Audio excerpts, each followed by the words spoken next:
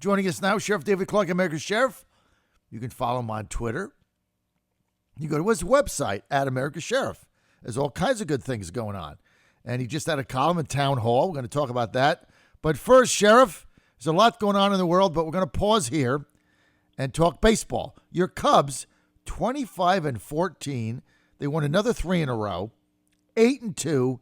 They got a 2.5 game lead over the Brew Crew. And so they're 11 games over 500. Meantime, my Stros won again last night. The Astros, 28-15, open up a 7-game lead over Seattle. These are two of the best teams now in the major leagues. I'm thinking we're going to Wrigley, World Series, Cubs, Astros. What do you think? Wouldn't that be great? How you doing, John? I know, man. I'm excited about it because I know you're going to take me. I think the difference here, though, is, I've remained patient while the Cubs got off to a very slow start. I think they were 2-8 at one point, yes. 2-7. We made fun of them. Cold months, but now things are warming up. They're getting good wood on the ball. They're getting great pitching right now. Like you said, they won 2 of 3 from Milwaukee, who came in with a 6 or 7 game winning streak. Mm-hmm. They ended that for the Brewers. So, like last night, I think 3-1. So the pitching is starting to come around, and as we get into the warmer months, we'll see. But at least they're in a tough division with the Cardinals, the Brewers. That's a tough division. Your Astros, I'm telling you, they're probably in the weakest division of baseball. They might have that thing wrapped up by the All-Star break. It's pretty sad. I mean, Seattle 7 games out.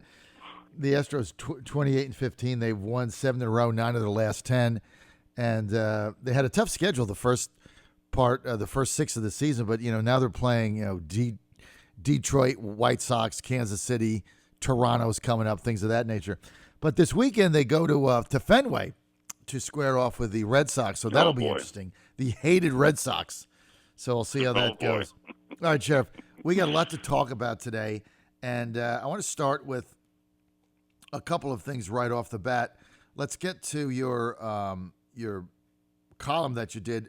By the way, you can read the Sheriff's column. You can go to townhall.com, townhall.com. And then we're also going to talk about the sleazy attack on Build the Wall. Title of your column, made me laugh when I saw it, Send in the Clowns.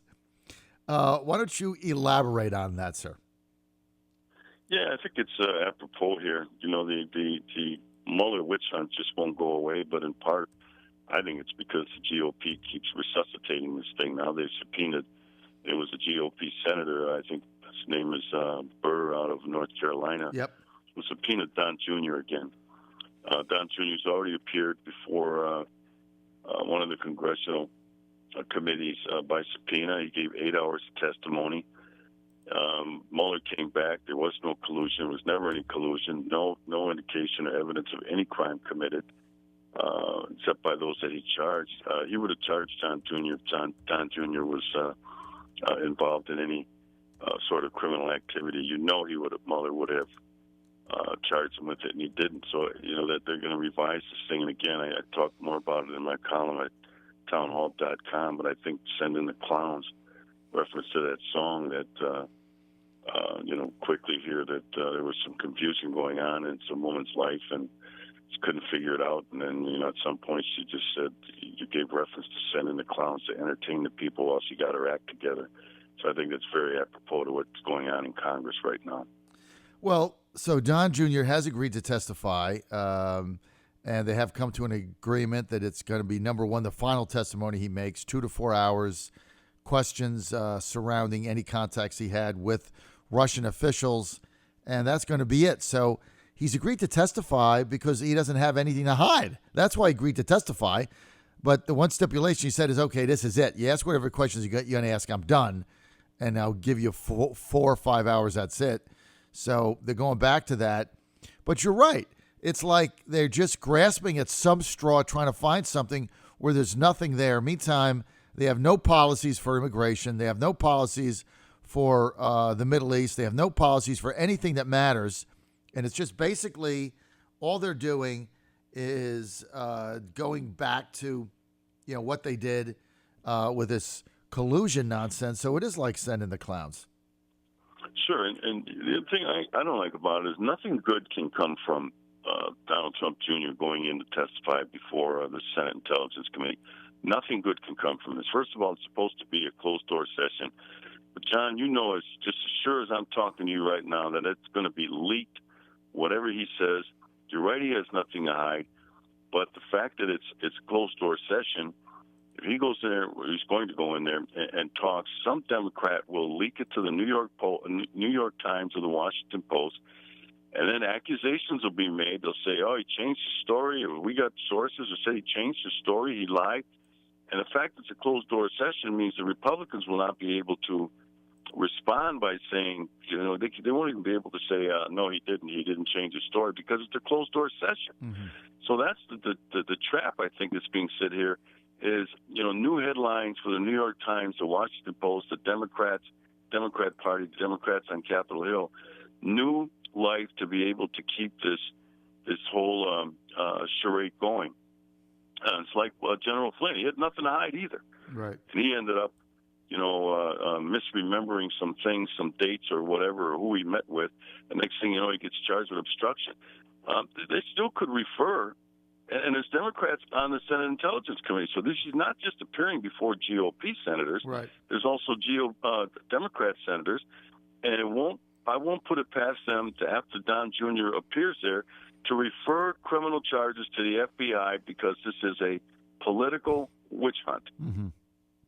Sheriff, now what do you think about William Barr turning the tables? The other day, he tapped Connecticut U.S. Attorney John Durham to look into the investigators. So it's kind of investigate the investigators.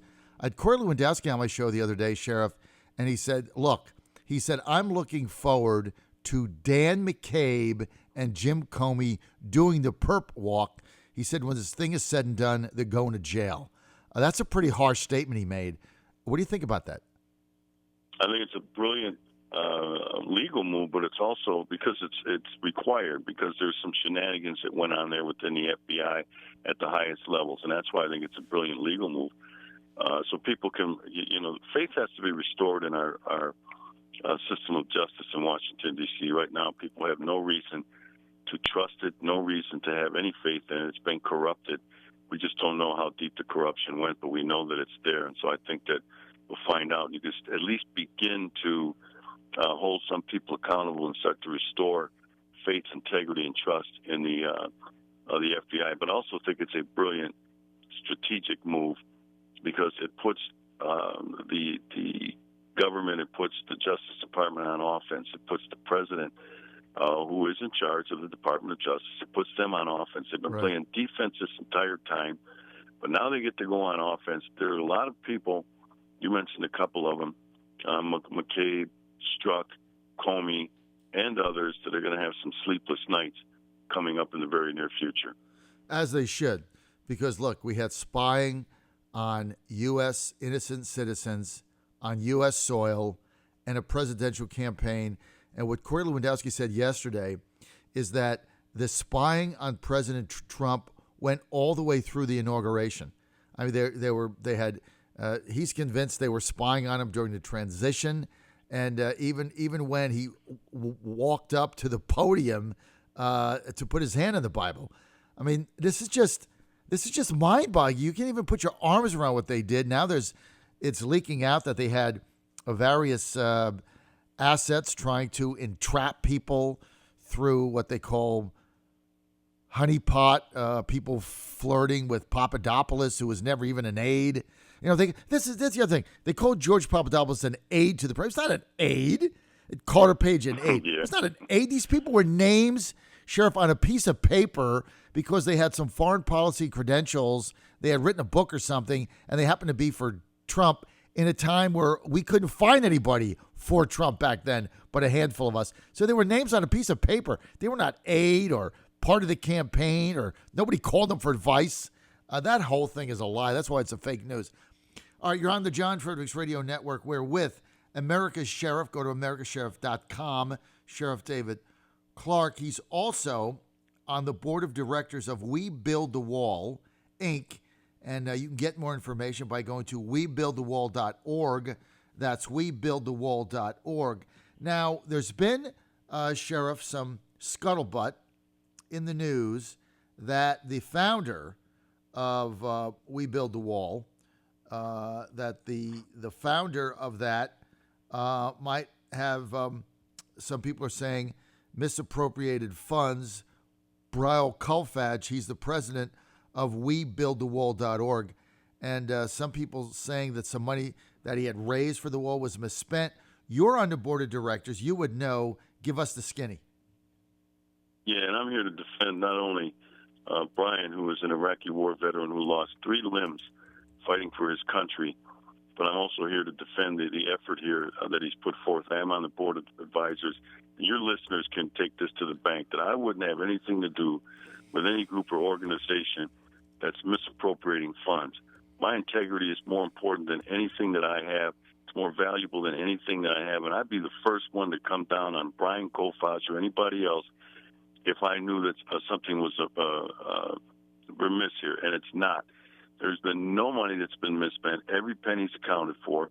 Look, the Washington Post did this sleazy hit job, and I would like to think that a guy who came under a rocket attack as he's fighting for his country and lost 3 limbs, that people would not give him a pass, but people would do a little more due diligence before doing a hit piece on him. This was a hit piece done by they claim they have sources. They don't have any sources inside this webuildthewall.org. There are no sources that they have, but they claim they have sources who gave them this information. First of all, the undertaking that we're involved with is very difficult. It's only been 4 months underway. We've hired a construction company. We've picked some sites. We have not released those sites yet. We will in the near future. The reason we haven't is because of these anti-wall people out there, these pro-illegal immigration people who are lying in wait to ambush us, just like they did with Brian. So I just want your readers, your listeners, to know that as long as David Clarke is involved in something, you can rest assured that if you gave, and we still need people's help in terms of donation, go to webuildthewall.org. But if you've given money, you can rest assured that I'm watching it, that I'm watching every penny of it, and that the money that we have, that Brian, because he undertook this long before he asked me to be on the board of advisors, that it's going to be spent appropriately. Construction is going to start very soon. But I'll tell you what, when I saw that Washington Post hit piece, that was the lowest thing I have ever seen in all of my years in a political environment. I understand dirty politics. I've been smeared. I've been victimized by these dirty politics. It's what goes on. I don't whine about it. I don't cry about it. But if they did this to an Iraqi war veteran, that means the Washington Post has no conscience. They have no soul. They have an obligation to do due diligence. And the accusations that they made in their fake news story, the accusations are easily verifiable. Easily. And Brian Kolfage has already issued a statement as to the countering these smears. It's all there that the writer could have done. The writer didn't want to do it. The Washington Post is pro-illegal immigration. They're anti-wall, and that's why they ran with this piece. So you're saying the piece is completely false and fake news and a hit piece? Completely. Thank you. I appreciate your clearing that up. So if our listeners want to give money to webuildthewall.org, and you're on the board of advisors, Sheriff, you're like you said, you're saying that you would never get involved in anything where there was any misspent money or money or misappropriation of funds. So if people donate to webuildthewall.org, where does that money go? Yeah, what we've done, we've identified some landowners, some ranchers. They're under siege with illegal immigration. Your listeners know, I've been to the border, and I've seen it firsthand. And we've talked to landowners and ranchers who are under siege down there with the illegals crossing their property, not just crossing their property into the U.S., but destroying their property, stealing from them, aggressively confronting them on their way illegally through. And we're going to be building private donations on private property. We're going to be building walls similar to what the government's doing, not along the government stretch where they've already identified 250 miles that they're going to build. That was one of the things we ran into, some of where we identified the government's already going to build a wall, the 250-mile stretch. So we had to move it over, but this is going to help landowners and ranchers under siege to limit illegal immigration. It's no different than if a hurricane or a flood or some wildfires hit. Americans are known for stepping up, giving their hard-earned money to help people recover. We're going to help, and the money donated and the people who donate are going to be helping U.S. citizen ranchers and landowners where their government has failed them and let them down. Sheriff David Clarke, I tell you what, somebody's got to do this. And the fact that your organization, webuildthewall.org, of which you're on the board of advisors, and I know Steve Bannon is involved in this also, has taken the initiative to try to find a way in order to put up barriers to stop this insane invasion and crazy flow of illegal immigrants coming into the United States at record numbers. I mean, every day it's almost now we're glossing over it because it's so bad we've become numb. You know, every day thousands and thousands of people apprehended, thousands others just gone into the interior of the country, and even those that are apprehended now are just released. I mean, we can't do anything with them, and it's by the thousands a week, and setting all record numbers. And the legislature and Congress refuses to act or do anything. So we have a completely open border situation, horrific crisis, humanitarian crisis, and we do nothing. Absolutely do nothing. Incredible, isn't it? Well, that's what made Brian Kofod step up. He was watching all the shenanigans going on in Washington.